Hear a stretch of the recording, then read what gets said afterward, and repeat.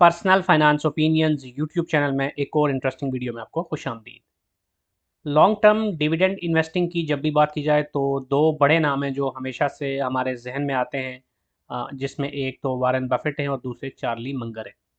इन दोनों की इस हवाले से जो एक लॉन्ग टर्म एक्सपीरियंस है और इनकी जो ओवरऑल अंडरस्टैंडिंग है और जो इनकी सक्सेस स्टोरीज़ हैं उनको लेके जो मेजॉरिटी ऑफ द इन्वेस्टर्स हैं वर्ल्ड वाइड वो कोशिश करते हैं कि उसमें से कुछ लेसन्स लेके अपनी इन्वेस्टिंग के अंदर भी उसको यूटिलाइज़ करें और एक कामयाब इन्वेस्टर बन सकें। तो इस हवाले से कंपाउंडिंग के पर्सपेक्टिव में चार्ली मंगर का एक गोल्डन रूल है जिसको आज की इस वीडियो में हम डिस्कस करेंगे। कंपाउंडिंग के हवाले से ऑलरेडी मैंने कुछ वीडियोस इस चैनल पे अपलोड भी किए हैं और इसको eighth wonder of the world भी कहते हैं। और कंपाउंडिंग बेसिकली अगर हम लेमैन टर्म में बात करें तो होता ये है कि यहाँ पर आपको एक पिक्चर नज़र आ रही होगी स्नोबॉल की। तो स्नोबॉल जब भी अगर किसी ढलवान से नीचे की तरफ जा रही होती है तो होता ये है कि जूं वो नीचे जा रही होती है उसका उस बॉल का साइज़ बढ़ता चला जाता है क्योंकि मज़ीद जो स्नो है उसके साथ एडअप होती रहती है।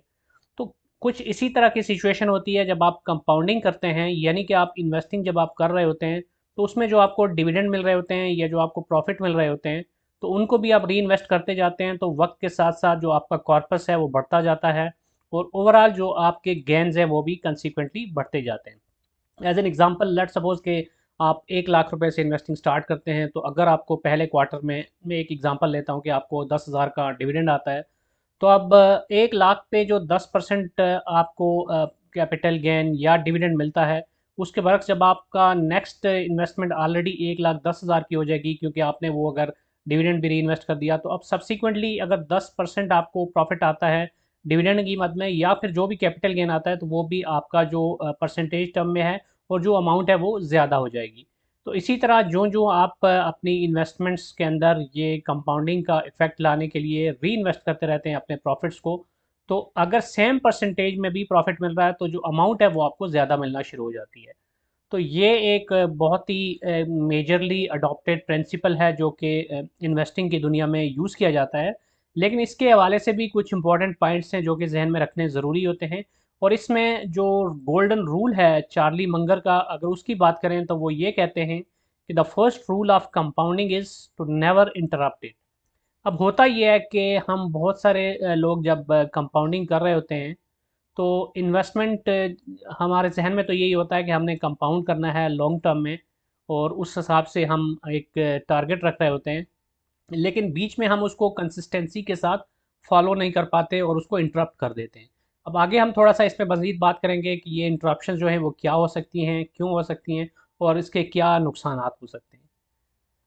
अब यहाँ पर ये पिक्चर आपके सामने है, तो यहाँ पर ये शख्स क्या कर रहा है कि जो एक दरख्त है उसकी रूट्स को अननेसेसरीली ये छेड़ रहा है। तो कुछ इसी तरह की सूरत हाल होती है जब आप एक ट्री अपना बिल्ड कर रहे होते हैं, यानी आपने एक दरख्त लगा दिया, बेसिकली आपने एक पौधा लगाया होता है इन्वेस्टिंग का, तो वो बड़ा होकर एक बड़ा दरख्त बनता है, उसकी जड़ें फैल जाती हैं।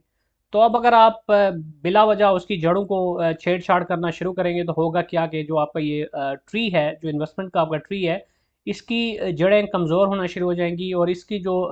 इसका जो फलना फूलना है या जो इसकी ग्रोथ है वो इसकी वजह से नेगेटिवली इम्पैक्ट होगी। कुछ यही सूरत हाल होती है जब आप अपने इन्वेस्टमेंट जो स्ट्रेटजी है उसके अंदर भी बिला ज़रूरत काट छांट करना शुरू कर देते हैं, उसकी जड़ों को काटना शुरू कर देते हैं। तो फिर आपकी जो ग्रोथ है वो उस तरह की नहीं रहती जिस तरह की होनी चाहिए या जिस तरह की इन जनरल हो सकती थी।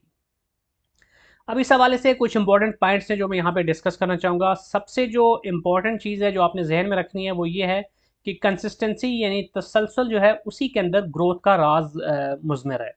अगर आप तसलसल के साथ यानी रेगुलर एक अप्रोच के साथ अपनी इन्वेस्टमेंट्स करेंगे और उनको कंपाउंड करते जाएंगे तो with in few years, with in few decades आप देखेंगे कि एक एक्सपोनेंशियल ग्रोथ आएगी। याद रहे कि जो कंपाउंडिंग का इफेक्ट होता है ये हमेशा लॉन्ग टर्म में ही आता है, क्योंकि अब 1 लाख रुपए जैसे पहले मैंने मिसाल दी थी, तो उस पर अगर आपने 10,000 रुपया डिविडेंड हासिल किया और अब 1,10,000 आपकी इन्वेस्टमेंट हो गई,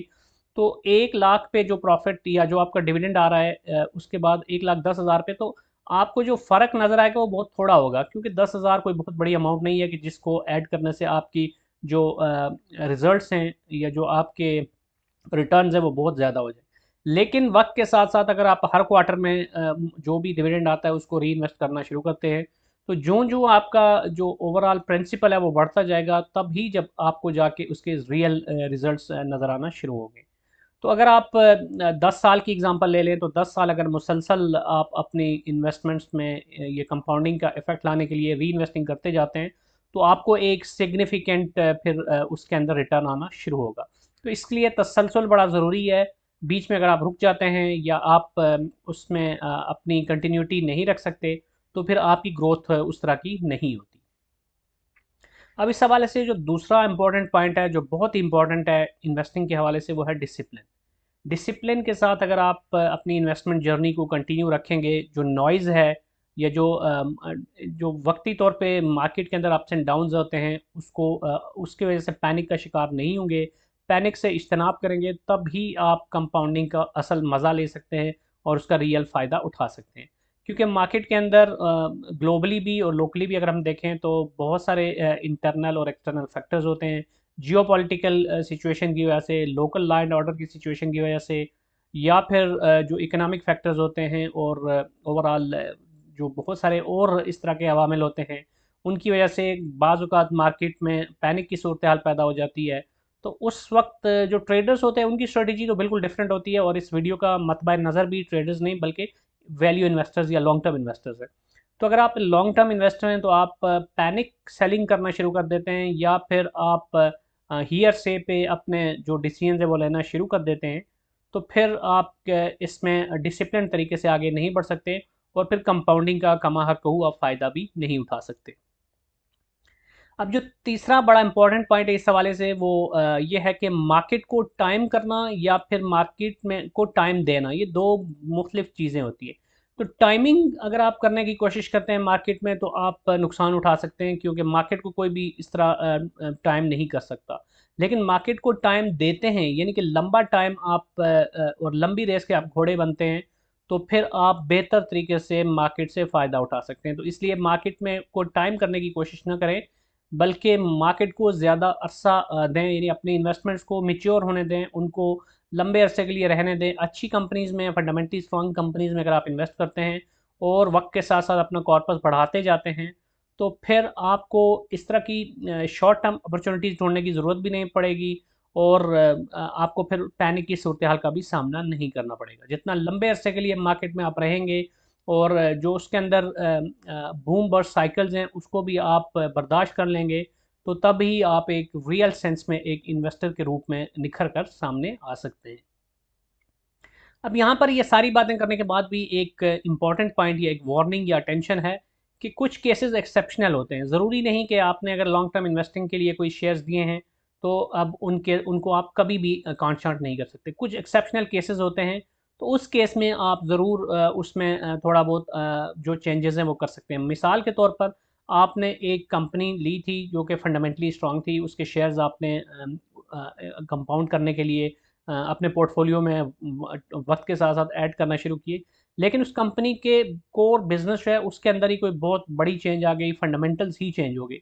तो अब अगर किसी कंपनी को फंडामेंटल्स की बेस पे आपने ख़रीदा था और उसके फंडामेंटल्स में ही चेंज आ गई है, तो देयर इज़ नो लॉजिक कि आप फिर उसके साथ चिमटे रहें या उसके साथ चिपके रहें। तो उस केस के अंदर there is a legitimate reason कि आप फिर अपने पोर्टफोलियो में कांट छांट करें, तो आपको अपनी स्ट्रेटजी को फिर रिवाइज करना होगा। इसी तरह किसी पर्टिकुलर सेक्टर के अंदर अगर मेजर शिफ्ट आ गया है, अब मिसाल के तौर पर आप देखें, तो आज से 10 साल पहले, 15 साल पहले जो मोबाइल फ़ोन्स थे बटन वाले, वो काफ़ी पॉपुलर होते थे। लेकिन अब इस वक्त उनकी कोई मार्केट नहीं है। तो इस वक्त